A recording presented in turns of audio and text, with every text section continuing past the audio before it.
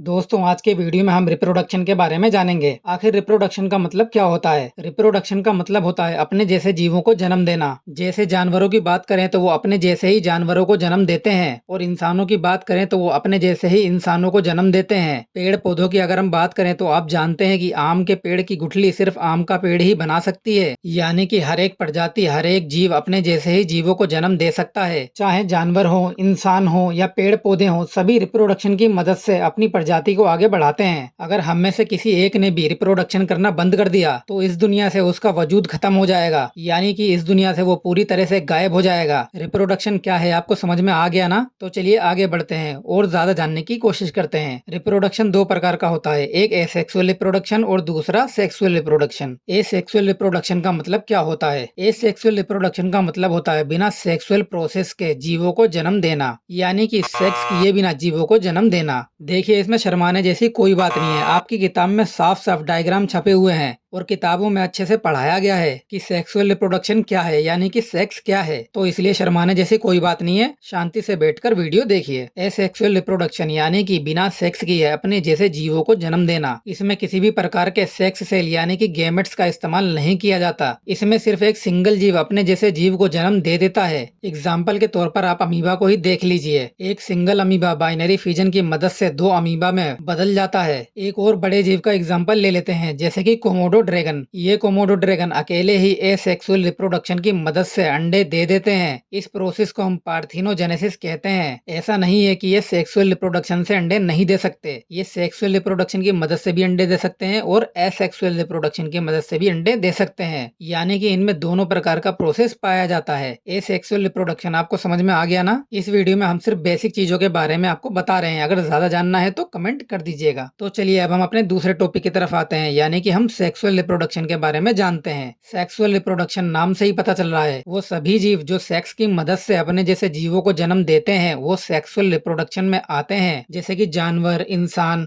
और कई प्रकार के पेड़ पौधे, और हाँ कई प्रकार के कीड़े मकोड़े, मछलियां भी। ये सभी सेक्सुअल रिप्रोडक्शन की मदद से इस दुनिया में अपना वजूद बनाए हुए हैं। लेकिन हमें सिर्फ इंसानों में होने वाला सेक्सुअल रिप्रोडक्शन समझना है। और हाँ एक बात और, सेक्सुअल रिप्रोडक्शन में सेक्स सेल्स यानी कि गैमेट्स की जरूरत होती है, जिन्हें आप आगे जान जाएंगे। तो चलिए शुरू करते हैं। हमारा शरीर एक सैनिक की तरह होता है, जिसकी एक छोटी सी कहानी मैं आपको सुनाता हूँ। चाहे लड़का हो या लड़की, ये कहानी दोनों के लिए है। जब इस सैनिक की उम्र 10 से 12 साल होती है, चाहे लड़का हो या लड़की दोनों के लिए, तो 10 से 12 साल की उम्र में राजा साहब ऑर्डर देते हैं, यानी कि हमारे दिमाग में मौजूद हाइपोथैलेमस ऑर्डर देता है। ये राजा साहब महामंत्री को यानी कि पिट्यूटरी ग्लैंड, जिसे हम मास्टर ग्लैंड भी कहते हैं, उसे संदेश भेजते हैं with the help of GnRH यानी कि गोनाडोट्रोपिन रिलीजिंग हार्मोन, और कहते हैं सैनिक के मैदान में उतरने की उम्र आ रही है, इसलिए इसे तैयार किया जाए। इस अवस्था को प्यूबर्टी कहा जाता है। जैसे ही पिट्यूटरी ग्लैंड यानी कि महामंत्री के पास संदेश पहुंचता है तो ये अपने दो घुड़सवार रवाना कर देते हैं, जिनका नाम LH ल्यूटनाइजिंग हार्मोन और FSH फॉलिकल स्टिमुलेटिंग हार्मोन होता है। ये दोनों घुड़सवार भागते हुए आते हैं और सेनापति के पास आकर रुक जाते हैं। वो सेनापति जिनका नाम राजा ने अपने संदेश में लिया था, जैसा कि आप देख सकते हैं गोनेडोट्रोपिन। इसमें जो गोनेड शब्द है GONAD गोनेड, इस गोनेड का मेल में मतलब होता है टेस्टिस और फीमेल्स के अंदर इसका मतलब होता है ओवरीज, यानी कि राजा ने महामंत्री के जरिए सेनापति को संदेश भिजवाया था।